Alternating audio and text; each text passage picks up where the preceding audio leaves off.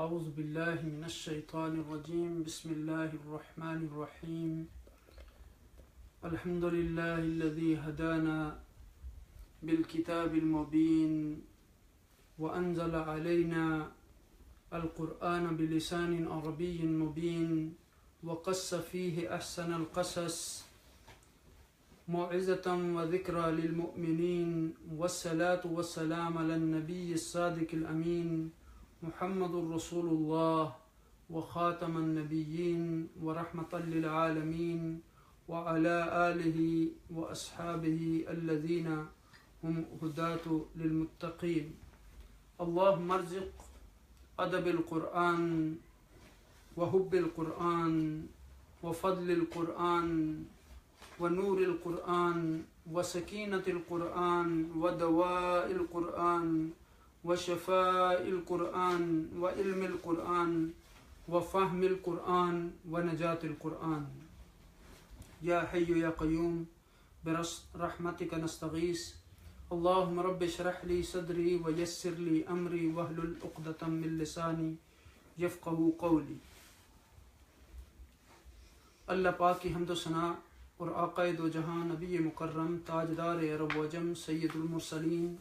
خاتم النبیین کی ذات گرامی پر درود و سلام کے بعد رب کائنات کا احسان عظیم ہے کہ اس نے ہمیں پھر ایک بار یہ فرصت عطا کی کہ ہم قرآن حکیم کی آیات مبارکہ کو سمجھنے کے لیے مل بیٹھے۔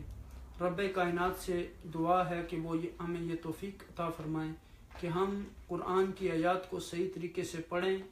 سمجھیں، ان پر عمل کریں اور ان کا پیغام دوسرے لوگوں تک پہنچانے کا ذریعہ بنیں۔ آقائے دو جہاں نبی اکرم صلی اللہ علیہ وسلم نے فرمایا کہ لا اقول الف لام میم حرف بل الف حرف واللام حرف والمیم حرف۔ اب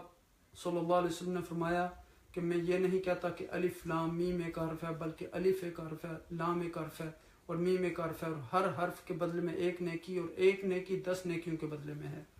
گویا جو آدمی الف لام میم پڑھتا ہے تو اس کو 30 نیکیاں ملتی ہیں۔ اور پھر آقا دو جہاں نبی مکرم صلی اللہ علیہ وسلم نے فرمایا کہ خیرکم من تعلم القرآن وعلمہ، تم میں سے بہتر شخص وہ ہے جو خود قرآن سیکھتا ہے اور دوسرے لوگوں کو سکھاتا ہے۔ قرآن ہمارے لیے ہدایت ہے،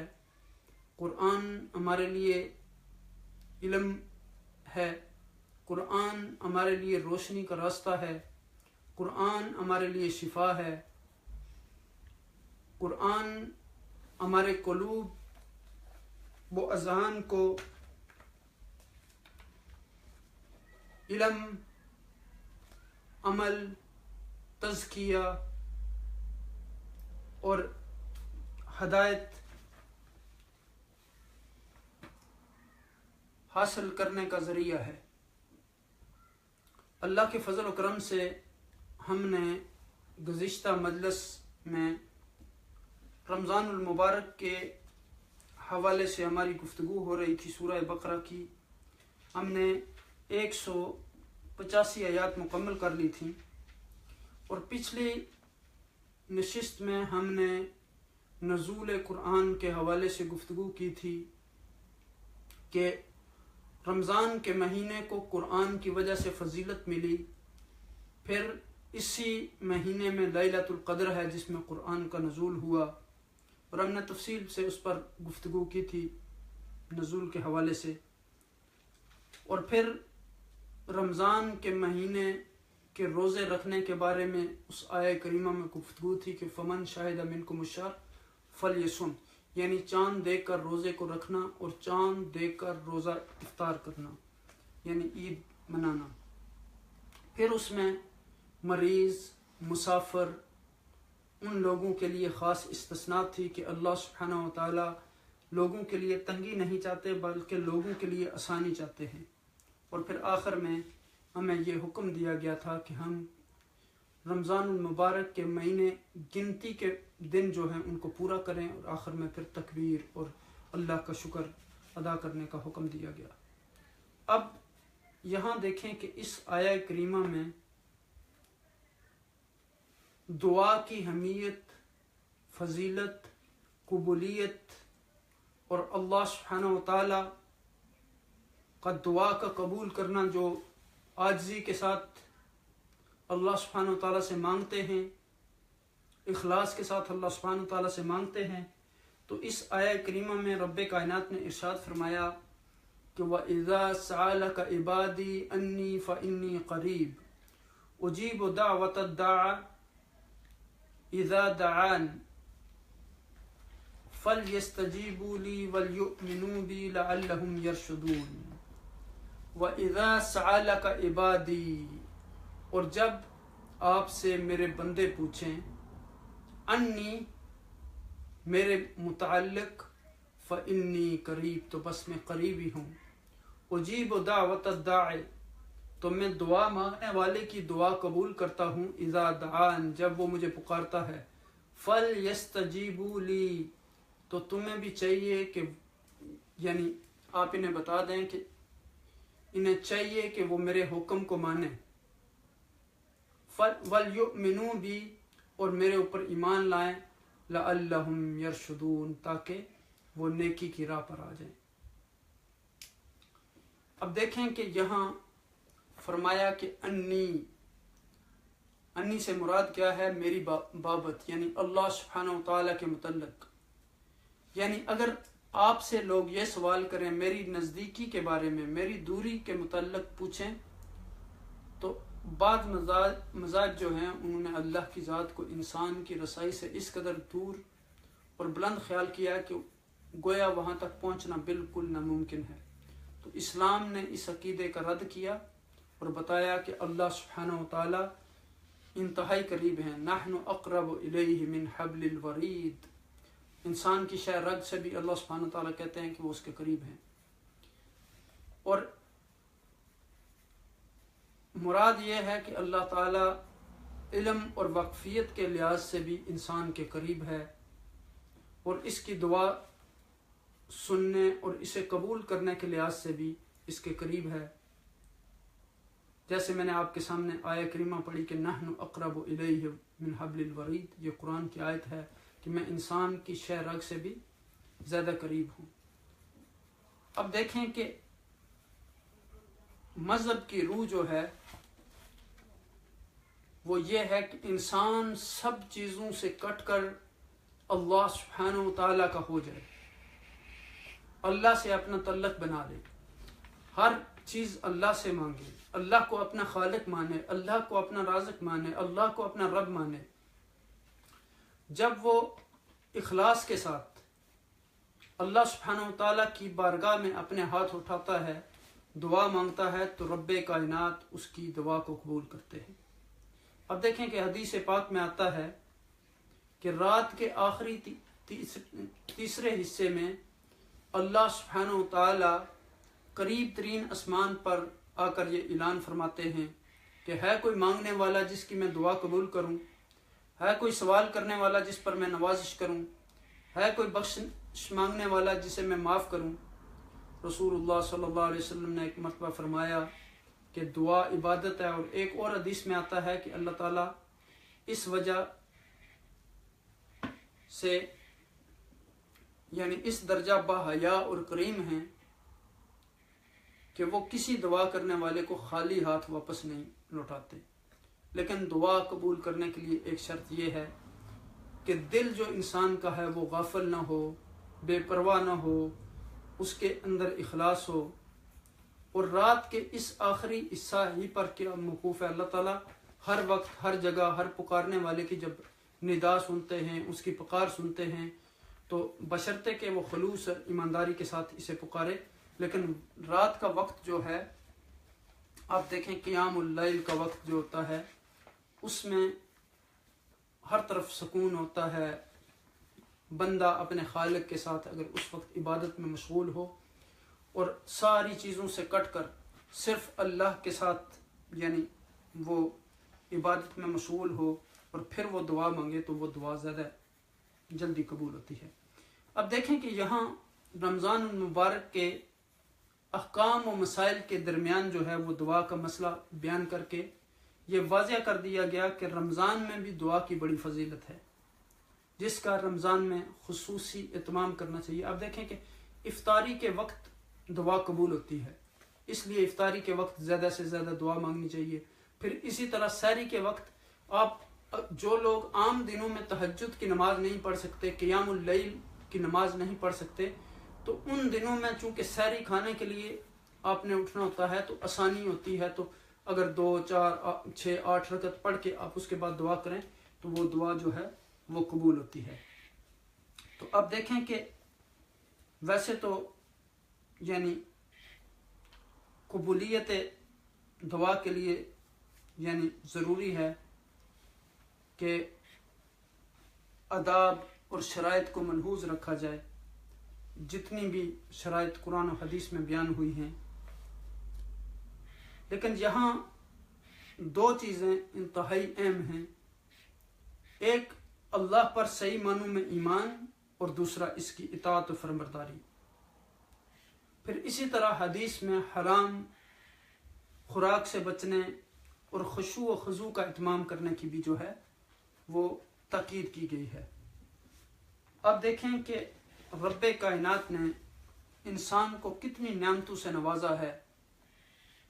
اور بندہ اگر عاجزی کے ساتھ اللہ سبحانہ و تعالیٰ کے سامنے اپنے آپ کو پیش کر دیتا ہے، صحیح اور جائز چیز کے لیے دعا کرتا ہے، اخلاص اور یقین کے ساتھ مانگتا ہے، حلال روزی، پاک غذا اور نیک وکار ہونا، یہ بہت ضروری ہیں دعا کی قبولیت کے لیے۔ آج ہماری دعائیں قبول کیوں نہیں ہوتی؟ ہمیں مایوسیاں کیوں ہوتی ہیں؟ ہم دل برداشتہ کیوں ہوتے ہیں؟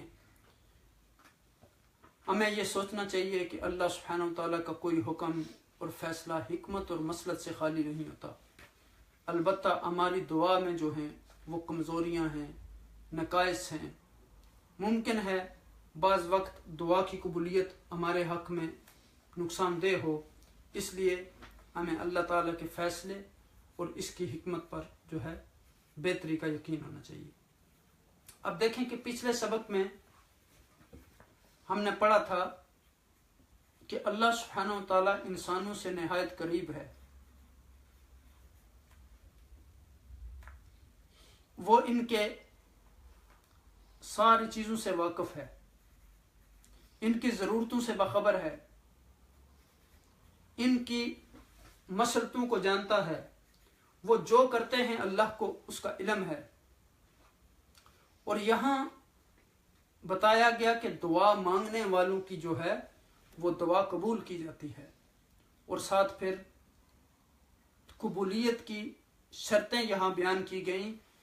کہ اگر آپ چاہتے ہیں کہ آپ کی دعائیں قبول ہو جائیں تو پھر فَلْيَسْتَجِيبُوا لِي، تو پھر تم میرا حکم بھی مانو، پھر تم میرے اوپر ایمان لاؤ تاکہ تمہیں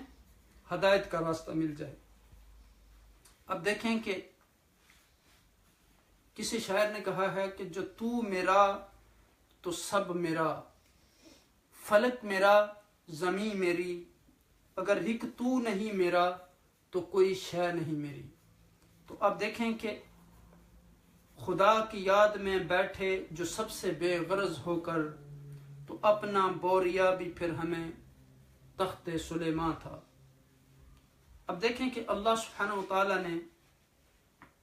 بندے کے اوپر جہاں دوسری بے شمار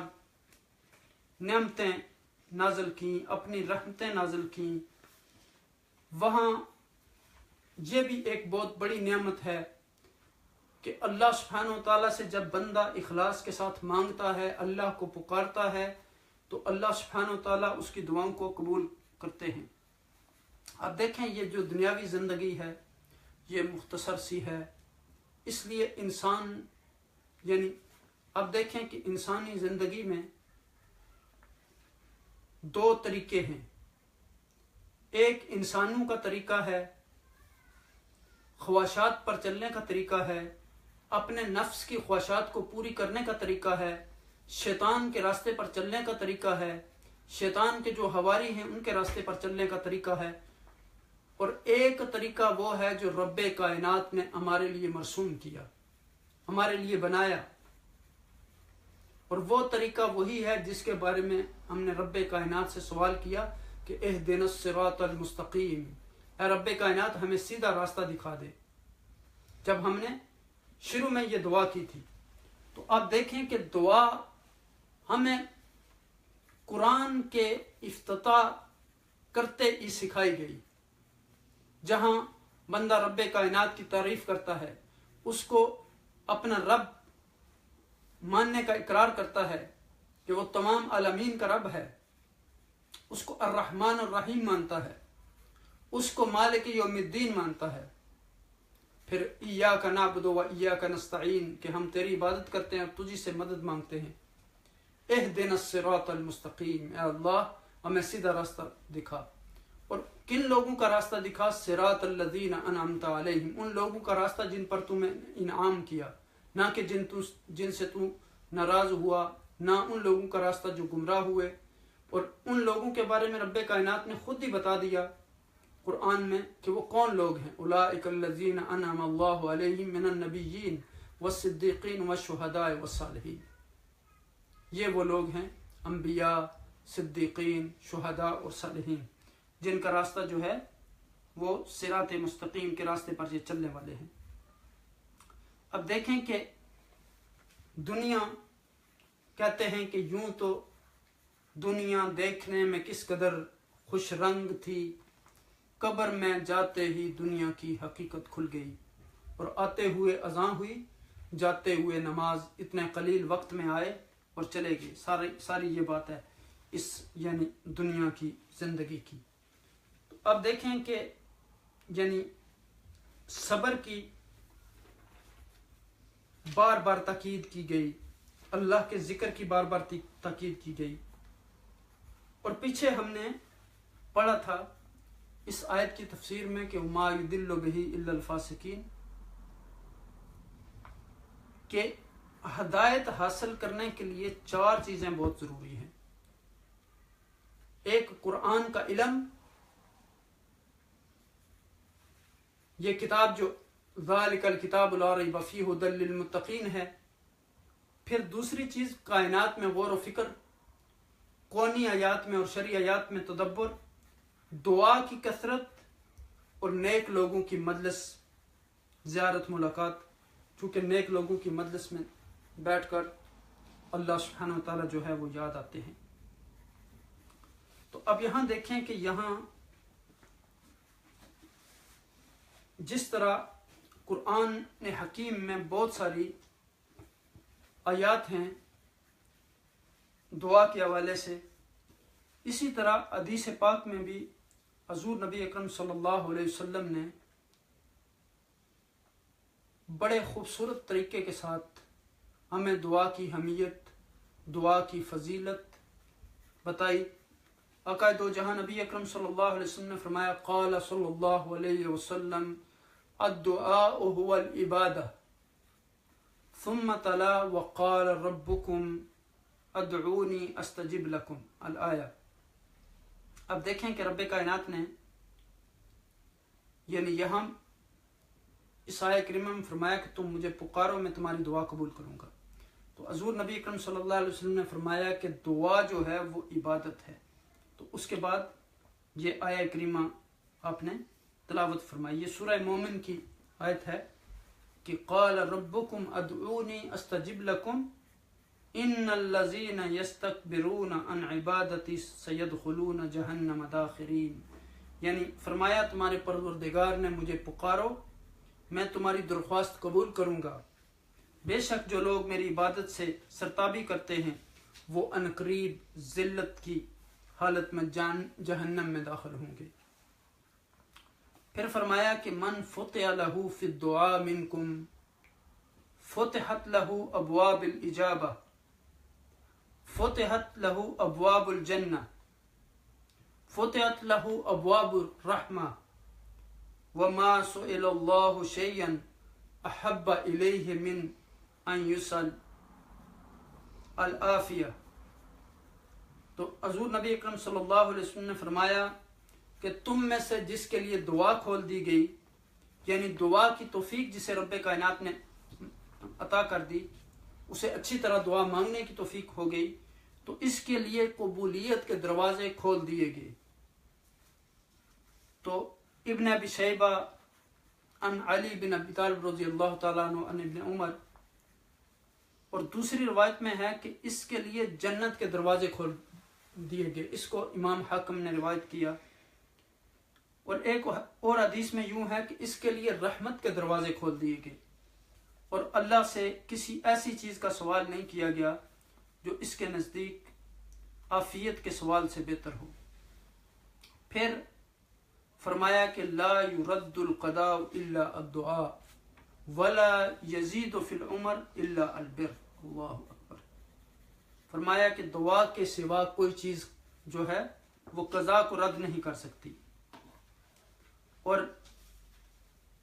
نیکی کے سوا کوئی چیز عمر کو جو ہے وہ بڑھا نہیں سکتی۔ تو اب یہاں دیکھیں کہ بندہ اپنی عاجزی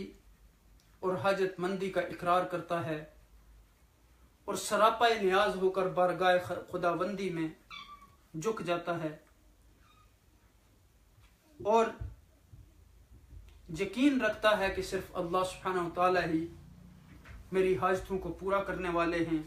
میری ضرورتوں کو پورا کرنے والے ہیں، اور وہ قادر ہیں، وہ جتنا دینا چاہیں وہ دے سکتے ہیں، وہ ہر چیز پر قدرت رکھتے ہیں۔ تو اس وقت اللہ سبحانہ وتعالیٰ کے انسان کو جو ہے خوشنودی حاصل ہوتی ہے اور رضا حاصل ہوتی ہے۔ اور جن لوگوں کے اندر تکبر ہوتا ہے، وہ اپنی حاجتیں اللہ سے نہیں مانگتے، تو اللہ سبحانہ وتعالیٰ ان سے ناراض ہوتے ہیں۔ اور یہاں فرمایا کہ لا یغنی حذر من قدر والدعاء ينفع مما نزل ومما لم ينزل وأن البلاء لينزل فيتلقى والدعاء فيتلجان إلى يوم القيامة، یعنی تقدیر سے ڈرنا کچھ فائدہ نہیں دیتا، اور دعا اس بلا کے لیے بھی فائدہ دیتی ہے جو نازل ہو چکی ہو، اور اس کے بلا کے لیے بھی جو ابھی تک نازل نہیں ہوئی۔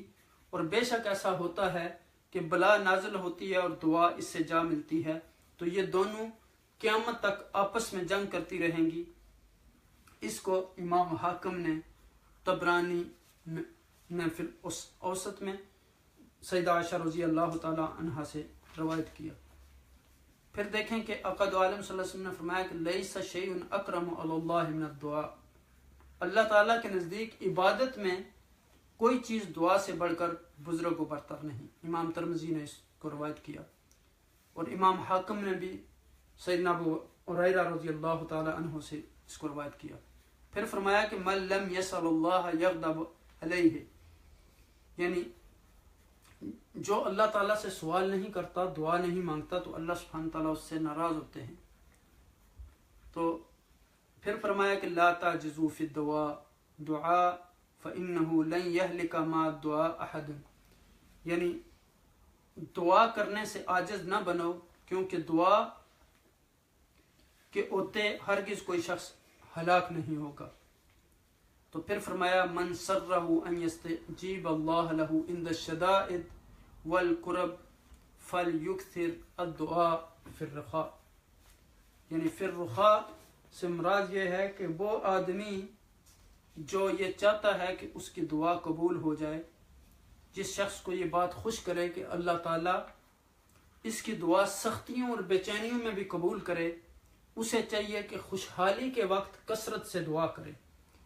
اس کو امام ترمذی نے روایت کیا۔ اور پھر فرمایا کہ الدعاء سلاح المومن و عماد الدین و نور السماوات والارض، جو دعا ہے یہ مومن کا اسلحہ ہے اور دین کا ستون ہے اور آسمانوں اور زمین کا نور ہے۔ اور پھر فرمایا کہ ما من مسلم ينسب وجهه لله تعالی فی مسئلۃ الا اتاها ایاہ اما ان یعجلها له و اما ان یدخرها له، یعنی رسول اللہ صلی اللہ علیہ وسلم نے فرمایا کہ جو بھی کوئی مسلمان کسی سوال کے بارے میں اللہ تعالیٰ کے لیے اپنے چہرے کو اٹھاتا ہے تو اللہ سبحانہ وتعالیٰ اس کا سوال ضرور پورا فرما دیتا ہے، یا تو اس کو اسی دنیا میں اس کے سوال کے مطابق عنایت فرما دیتا ہے، اور یا اس دعا کو اس کے لیے آخرت میں ذخیرہ بنا دیتا ہے۔ تو اللہ سبحانہ وتعالی ہمیں صحیح طریقے سے جو حضور نبی اکرم صلی اللہ علیہ وسلم نے دعا کے آداب ہمیں بتائیں، اس طریقے کے مطابق ہمیں دعا کرنے کی توفیق عطا فرمائے۔ اب یہاں دیکھیں کہ فرمایا کہ وَإِذَا سَأَلَكَ عِبَادِي أَنِّي فَإِنِّي قَرِيبٌ أُجِيبُ دَعْوَةَ الدَّاعِ إِذَا دَعَانِ فَلْيَسْتَجِيبُوا لِي وَلْيُؤْمِنُوا بِي لَعَلَّهُمْ يَرْشُدُونَ۔ فرمایا کہ میرے بندے اگر آپ سے میرے متعلق پوچھیں تو انہیں بتا دو کہ میں ان سے قریب ہی ہوں۔ فَإِنِّي قَرِيبٌ اجیب دعوت الداعی، میں پکارنے والے کی دعا قبول کرتا ہوں، اذا دعان، جب وہ پکارتا ہے، فَلْيَسْتَجِيبُوا لِي، لہذا انہیں چاہیے کہ وہ میری دعوت پر لبیک کہیں، وَلْيُؤْمِنُوا بِي، اور مجھ پر ایمان لائیں، شاید کہ وہ راہ راست پا لیں، لَعَلَّهُمْ يَرْشُدُونَ، یعنی میں قریب ہوں۔ پکارنے والا جب مجھے پکارتا ہے میں اس کی پکار کو سنتا ہوں۔ اب دیکھیں کہ کتنا لطیف انداز ہے، کتنی پیاری تصویر قرآن پیش کر رہا ہے، کیا نرمی کا اسلوب ہے۔ یعنی ذرا آپ ملاحظہ کریں الفاظ و معانی کی خوبصورتی اور صفائی دیکھیں، اس میں انس و محبت دیکھیں، اس میں الفت دیکھیں کہ روزے کی تکالیف کیا بلکہ تمام عبادات کی تکالیف، مشقتیں قریب و محبت کے مقابلے میں کہاں رہتی ہیں۔ یعنی اس انس اور محبت جو اللہ سبحانہ وتعالی بندے کو عطا کرتے ہیں، یعنی مشقت کا احساس اس میں انسان کو ختم ہو جاتا ہے۔ اب دیکھیں کہ اس آیت کے ایک ایک لفظ پر اگر آپ غور کریں تو انس و محبت کی یہ ایک شبنم کی تازہ صورت نظر آتی ہے۔ فرمایا کہ میرے بندے اگر آپ سے سوال کریں تو آپ انہیں بتا دیجئے کہ میں ان سے قریب ہی ہوں۔ پکارنے والا جب مجھے پکارتا ہے تو میں اس کی پکار کو سنتا ہوں۔ اجیب دعوت الداعی اذا دعان، یعنی سبحان اللہ، فرمایا گیا کہ یہ دل مومن کو میٹھی تازگی، خوشگوار محبت، پرسکون اور رضامندی اور یقین محکم سے بھر دیتی ہے۔ مومن تسلیم اور رضا کی جنت میں پہنچ جاتا ہے، اسے پرشفقت وصال نصیب ہوتا ہے، وہ پرامن پناہ گاہ اور سکون آرام گاہ میں پہنچ جاتا ہے۔ اب دیکھیں کہ انس و محبت کی اس فضا میں، اس ماحول میں، اس قبولیت کے اس ماحول میں اللہ تعالیٰ اپنے بندوں کو ہدایت فرماتے ہیں کہ وہ میری دعوت پر لبیک کہیں اور مجھ پر ایمان لائیں۔ فَلْيَسْتَجِيبُوا لِي وَلْيُؤْمِنُوا بِي لَعَلَّهُمْ يَرْشُدُونَ، یعنی ہو سکتا ہے کہ یہ ایمان اور یہ اطاعت جو ہے انہیں راہ ہدایت اور راہ مستقیم پر پہنچا دے، اہدنا الصراط المستقیم پر پہنچا دے۔ فَلْيَسْتَجِيبُوا لِي وَلْيُؤْمِنُوا بِي لَعَلَّهُمْ يَرْشُدُونَ، لہذا انہیں چاہیے کہ میری دعوت پر لبیک کہیں اور مجھ پر ایمان لائیں، شاید کہ وہ راہ راست پا لیں۔ اب دیکھیں کہ اس آیہ کریمہ میں تسلیم اور رضا اور ایمان باللہ کا آخری فائدہ بھی بندوں کا ہے، یعنی ہدایت اور رہنمائی اور اصلاح۔ خود اللہ کو ایمان اور بندگی سے کیا فائدہ ہے؟ وہ تو دونوں جہانوں سے مستغنی ہے۔ غرض ہدایت وہی ہے جو اللہ پر ایمان اور اللہ کی اطاعت پر مبنی ہو، اور جو اطاعت اللہ کی اطاعت کے بغیر ہوتی ہے وہ اطاعت نہیں ہوتی۔ یعنی آپ دیکھیں کہ میں نے شروع میں عرض کیا کہ ایک یہ ہے کہ انسان اپنی نفسانی خواہشات کے پیچھے چلے، شیطان کے پیچھے چلے، شیطان کے راستے پر چلے، اور دوسرا اللہ سبحانہ تعالیٰ کا مرسوم کیا ہوا راستہ جو صراط مستقیم ہے، جو متقین کا راستہ ہے، جو انبیاء کا راستہ ہے، جو رسل کا راستہ ہے، جو صحابہ کرام کا راستہ ہے، اور وہی راستہ کامیابی والا راستہ ہے۔ اب دیکھیں کہ ایک رحمان کا راستہ ہے، ایک شیطان کا راستہ ہے۔ تو رحمان کے راستے پر چل کر انسان کو دنیا میں بھی کامیابی ملتی ہے اور آخرت میں بھی اس کو جنت ملے گی، اور شیطان کے راستے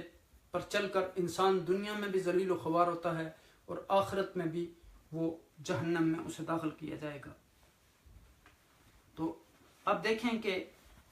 یعنی حضور نبی اکرم صلی اللہ علیہ وسلم نے فرمایا کہ اس روح زمین پر جو شخص بھی اللہ کو پکارے اور کوئی خیر طلب کرے، اللہ تعالیٰ یا تو اس کو وہ چیز عطا کر دیتا ہے یا اس مطلوب کے مطابق اسے کوئی درپیش آنے والی مصیبت اس کی دور کر دیتا ہے، بشرطے کہ وہ کسی بری چیز یا قطع صلہ رحمی کا طالب نہ ہو۔ تو بخاری شریف اور مسلم شریف کی ایک روایت ہے کہ حضور نبی اکرم صلی اللہ علیہ وسلم نے فرمایا کہ تمہاری دعا قبول ہوگی بشرطے کہ تم نے جلد بازی نہ کی۔ مثلا کوئی کہے کہ میں نے تو اللہ کو بہت پکارا مگر میری دعا قبول نہیں ہوئی، تو اس میں ہماری اپنی کمزوریاں اور کوتاہیاں ہوتی ہیں، تو ورنہ بندے کی جو دعا ہے وہ ضرور قبول ہوتی ہے۔ اور اب دیکھیں کہ رمضان مبارک کے بعد اس آیہ کریمہ کو ذکر کیا گیا، تو آپ کو پتہ ہے کہ افطاری کے وقت جو ہے وہ دعا کی قبولیت کا وقت ہوتا ہے۔ ویسے بھی رمضان المبارک میں آدمی کی روحانیات جو ہوتی ہیں، اس کا ایمان جو ہوتا ہے وہ بڑھ جاتا ہے، وہ اللہ کے زیادہ قریب ہوتا ہے، اس کے اندر عبادات کا جذبہ، قرآن کی تلاوت کرنا، راتوں کو قیام اللیل، صلاۃ التراویح، اس طرح وہ اللہ کے بہت قریب ہوتا ہے۔ اور جب بندہ یعنی اس حالت میں دعا مانگتا ہے تو دعا اس کی جو ہے وہ جلدی قبول ہوتی ہے۔ یعنی اب یہاں دیکھیں کہ بے شمار احادیث کے ذریعے ہمیں یہ بتایا گیا کہ یعنی دعا کی کتنی اہمیت اور فضیلت ہے۔ بیسیکلی اس آیہ کریمہ کے سبب نزول کے بارے میں ایک روایت ہے کہ ایک عرابی نے پوچھا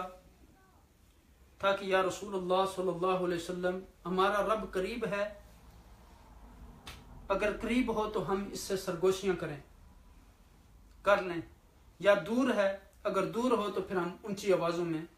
اسے پکاریں۔ نبی اکرم صلی اللہ علیہ وسلم خاموش رہے اور یہ آیت اتری۔ ایک اور روایت میں ہے کہ صحابہ کے اس سوال پر کہ ہمارا رب کہاں ہے،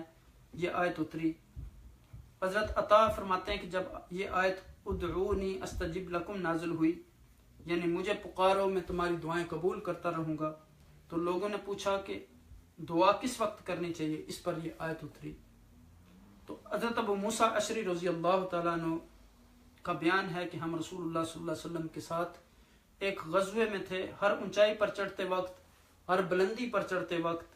ہر وادی میں اترتے وقت بلند آوازوں سے ہم تکبیر کہتے تھے۔ نبی اکرم صلی اللہ علیہ وسلم ہمارے پاس آن کر فرمانے لگے، لوگو اپنی جانوں پر رحم کرو، تم کسی کم سننے والے یا دور والے کو نہیں پکارتے، جسے تم پکارتے ہو وہ تو تم سے تمہاری سواریوں کی گردن سے بھی زیادہ قریب ہے۔ تو اے عبداللہ بن قیس، سن، جنت کا خزانہ لا حول ولا قوت الا باللہ ہے۔ یہ مسند احمد بن حنبل کی روایت ہے۔ اور حضرت انس رضی اللہ تعالیٰ عنہ فرماتے ہیں کہ رسول اللہ صلی اللہ علیہ وسلم نے فرمایا، اللہ تعالیٰ فرماتا ہے میرا بندہ میرے ساتھ جیسا عقیدہ رکھتا ہے میں بھی اس کے ساتھ ویسا ہی برتاؤ کرتا ہوں، جب وہ مجھ سے دعا مانگتا ہے میں اس کے ساتھ ہی ہوتا ہوں۔ اور حضرت ابو ہریرہ رضی اللہ تعالیٰ عنہ نے فرمایا کہ رسول اللہ صلی اللہ علیہ وسلم نے فرمایا، اللہ تعالیٰ فرماتا ہے میرا بندہ جب مجھے یاد کرتا ہے اور اس کے اونٹ میرے ذکر میں ہلتے ہیں تو میں اس کے ساتھ ہوتا ہوں۔ تو اب دیکھیں کہ قرآن کریم میں بے شمار اور جگہوں پہ بھی اب دیکھیں کہ فرمایا کہ ان اللہ مع الذین اتقوا والذین هم محسنون، جو تقوی اور احسان والے لوگ ہیں اللہ سبحانہ تعالیٰ ان کے ساتھ ہے۔ یعنی کہتے ہیں کہ پھر یعنی حضرت موسیٰ اور ہارون علیہ السلام کے بارے میں کہا گیا انی معکم اسمع و ارا، میں تم دونوں کے ساتھ ہوں، سنتا ہوں اور دیکھ رہا ہوں۔ اس طرح اور بھی بہت ساری جگہوں پہ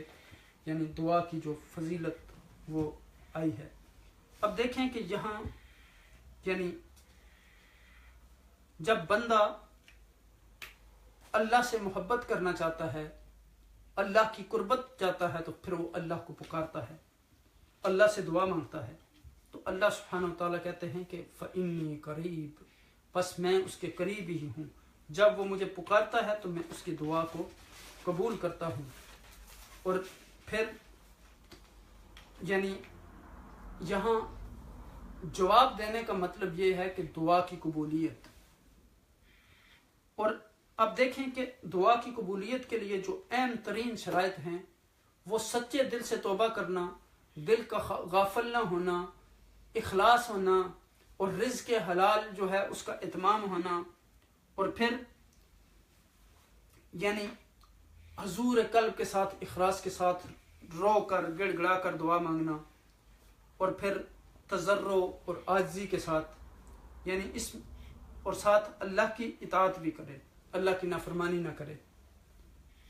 جیسے یہاں یعنی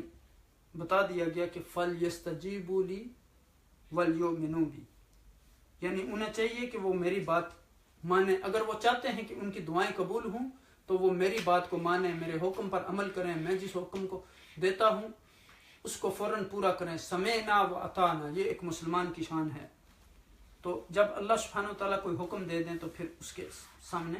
جھک جانا چاہیے اور فوراً اس کو پورا کرنا چاہیے، اس میں ہمیں ریزن تلاش کرنے کی ضرورت نہیں۔ ہم کوئی بھی جب عبادت کرتے ہیں، کوئی بھی اللہ کا حکم بجا لاتے ہیں تو اس لیے نہیں کہ اس میں ہمیں یہ فائدہ ہے اور یہ فائدہ نہیں ہے، ہم اس لیے کرتے ہیں کہ یہ اللہ کا حکم ہے۔ تو یہاں فرمایا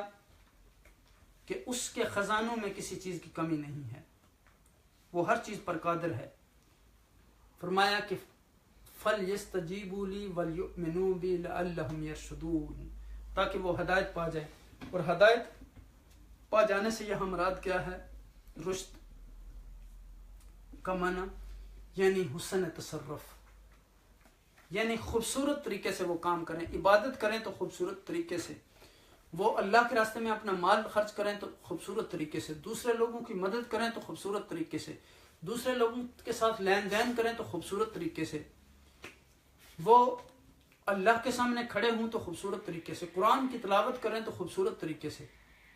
علم کی مجلس میں بیٹھیں تو خوبصورت طریقے سے،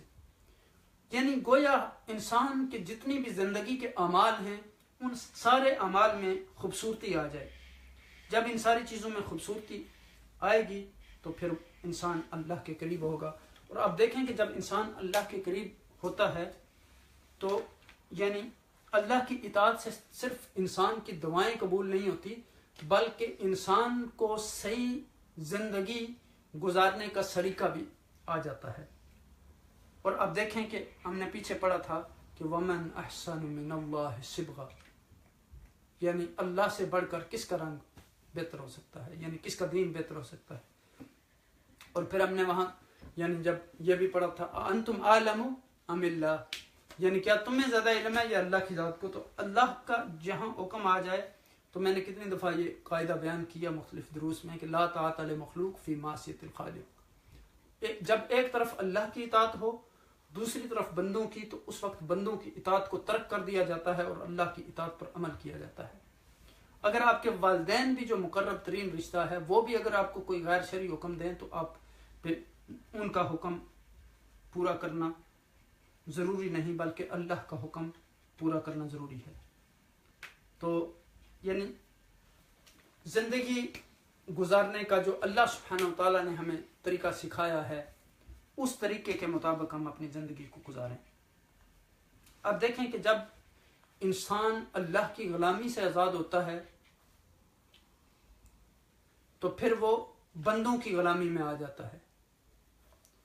پھر وہ ہر چیز کا غلام ہو جاتا ہے، اور جب اللہ کی غلامی میں آ جاتا ہے تو پھر ساری غلامیوں سے وہ آزاد ہو جاتا ہے، پھر اس کو حقیقی زندگی نصیب ہو جاتی ہے۔ اور اگر اللہ کی غلامی کو ہم چھوڑیں گے تو پھر اس کا نتیجہ کیا ہوتا ہے کہ شیطان کی غلامی، بندوں کی غلامی، ہر ایسے انسان کی غلام آپ بن جاتے ہیں، اور پھر آپ کے دل سے اللہ کا ڈر جو ہے وہ ختم ہو جاتا ہے اور بندوں سے ڈرنا شروع ہو جاتے ہیں، اور جب آپ اللہ سے ڈرنا شروع ہو جاتے ہیں تو پھر مخلوق کی کسی چیز سے آپ نہیں ڈرتے۔ اب دیکھیں کہ اللہ سبحانہ و تعالیٰ نے اب میں مختلف احکامات پر عمل کرنے کا حکم دیا. مثلا روزہ رکھنے کا حکم دیا تو روزے میں بظاہر یعنی مشقت ہوتی ہے، تو ایک طرف اب نفس ہے کہ وہ کہتا ہے کہ اتنی مشقت ہوگی، بھوک ہوگی، پیاس ہوگی، دوسری طرف اللہ کا حکم ہے. تو ایک اللہ کا حکم ہے، ایک نفس چاہتا ہے. تو ہم نفس کے خواہش کو ترک کر کے اللہ کے حکم پر جب عمل کرتے ہیں تو اللہ سبحانہ وتعالیٰ جو ہے اپنی رحمتیں انسانوں پر نازل کرتا ہے، ان کی دعائیں قبول کرتا ہے، ان کو اپنی مرضی کے مطابق زندگی کا سلیقہ سکھاتا ہے، زندگی گزارنے کا. اور آپ دیکھیں کہ جب ہم یہاں اس دنیا میں رہ کر اللہ کی مرضی کے مطابق زندگی گزاریں گے تو آخرت میں ہماری مرضی کے مطابق زندگی اللہ سبحانہ وتعالیٰ ہمیں عطا فرمائیں گے. لیکن اگر یہاں ہم اپنی مرضی کے مطابق زندگی گزاریں گے تو آخرت میں پھر ہمیں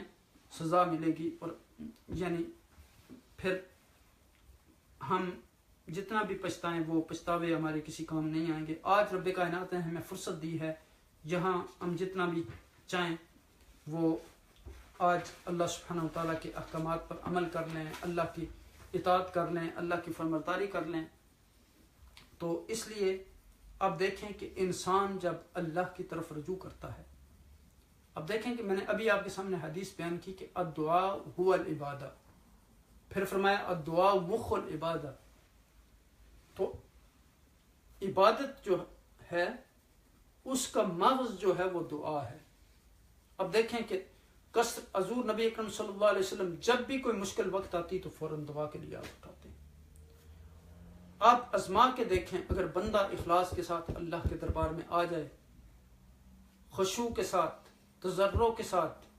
گریہ وزاری کے ساتھ، اخلاص کے ساتھ اللہ سے مانگے تو اللہ سبحانہ وتعالیٰ ضرور اپنے بندے کو نوازتا ہے. وہ تو فرماتا ہے کہ نحن اقرب الیہ من حبل الورید، ہم اس کی شہ رگ سے بھی زیادہ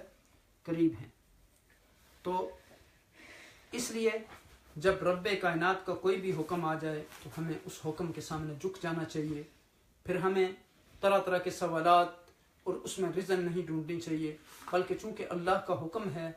وہ ہمارا رب ہے، وہ ہمارا خالق ہے اور رازق ہے. جب اس نے ہمیں حکم دیا، اور آپ دیکھیں کہ ہماری زندگی کا مقصد ہی یہی ہے، ہمیں اللہ کی غلامی کے لیے پیدا کیا گیا، اللہ کی عبادت کے لیے پیدا کیا گیا. وما خلقت الجن والانس الا لیعبدون، یعنی انسانوں اور جنوں کو نہیں پیدا کیا گیا سوائے اس کے کہ وہ رب کی عبادت کریں. تو جب ہم اللہ سبحانہ وتعالیٰ کے راستے کو چھوڑ دیں گے اور شیطان کے راستے پر جائیں گے تو اس کا نتیجہ کیا ہوگا؟ وَمَنْ أَعْرَضَ عَنْ ذِكْرِي فَإِنَّ لَهُ مَعِيشَةً ضَنْكَ وَنَحْشُرُهُ يَوْمَ الْقِيَامَةِ أَعْمَى. تو پھر اللہ سبحانہ تعالیٰ کہتے ہیں کہ اس شخص کو میں جانوروں کی زندگی عطا کروں گا اور قیامت کے دن جو ہے وہ میں سے اندھا اٹھاؤں گا. تو اللہ سبحانہ تعالیٰ ہماری اس سے حفاظت فرمائے اور اس سے ہمیں پناہ دیں. اللہ سبحانہ تعالیٰ ہمیں قرآن اور سنت پر عمل کرنے کی توفیق عطا فرمائے اور ہمیں اس طرح دعا مانگنے کی توفیق عطا فرمائے جس طرح اللہ اور اس کے رسول نے یعنی دعا کے آداب بیان کیے ہیں. اللہ سبحانہ وتعالی ہمیں حضور نبی اکرم صلی اللہ علیہ وسلم کے طریقے کے مطابق دعائیں مانگنے کی توفیق عطا فرمائے. جہاں انسان اپنے لیے دعائیں مانگتا ہے وہاں اپنے مسلمان بھائیوں کے لیے، امت مسلمہ کے لیے، تمام لوگوں کے لیے بھی دعائیں مانگنی چاہیے، اور بلکہ غیر مسلموں کے لیے بھی دعائیں مانگنی چاہیے کہ اللہ سبحانہ تعالیٰ ان کو ہدایت نصیب کرے. جو مسلمان ہے وہ تمام انسانوں کا خیر خواہ ہے، وہ ہر انسان کے لیے چاہتا ہے کہ اس کو امن نصیب ہو، اس کو سکون نصیب ہو، اس کو راحت نصیب ہو. تو اب دیکھیں کہ آج اس بات کی ضرورت ہے کہ ہم اللہ کی طرف رجوع کریں، ہم سچے دل کے ساتھ توبہ کریں اور اللہ تعالیٰ سے دعا مانگیں اور قرآن و سنت پر عمل کریں، قرآن میں غور و فکر کریں، تدبر کریں، اس کی آیات پر عمل کریں اور اس کا پیغام دوسرے لوگوں تک پہنچائیں. ہماری نجات قرآن کے راستے پر عمل کرنے میں مضمر ہے، سنت کے راستے پر عمل کرنے میں مضمر ہے. آپ دیکھیں کہ حضور نبی اکرم صلی اللہ علیہ وسلم نے فرمایا میں تمہارے درمیان 2 چیزیں چھوڑ کے جا رہا ہوں، اگر ان 2 چیزوں پر تم عمل کرو گے تو کبھی بھی تم ذلیل و خوار نہیں ہوگے. ایک اللہ کی کتاب ہے اور دوسری میری سنت ہے. تو اسی لیے علامہ اقبال رحمۃ اللہ علیہ نے کہا تھا کہ وہ زمانے میں معزز تھے مسلمان ہو کر اور ہم خوار ہوئے تارک قرآن ہو کر. تو جب تک ہم قرآن و سنت کی طرف واپس نہیں لوٹیں گے اس وقت تک ہمیں کامیابی نصیب نہیں ہوگی. اللہ سبحانہ تعالیٰ سے دعا ہے کہ ہمیں قرآن کریم کی آیات کو صحیح طریقے سے پڑھنے، سمجھنے، ان پر عمل کرنے اور ان کا پیغام دوسرے لوگوں تک پہنچانے کا ذریعہ بنائے، اور ہمارا اوڑھنا، بچھونا، اٹھنا، بیٹھنا یعنی قرآن کے لیے ہو. اور اللہ سبحانہ تعالیٰ ہمیں قرآن کے علم سے مزین فرمائیں، ہمارے دلوں کو قرآن کی روشنی سے منور فرمائیں، اور ہمیں خود بھی قرآن کا علم حاصل کرنے اور دوسرے لوگوں کو سکھانے کی توفیق عطا فرمائے. جزاکم اللہ خیر وما علینا الا البلاغ. السلام علیکم ورحمۃ اللہ وبرکاتہ.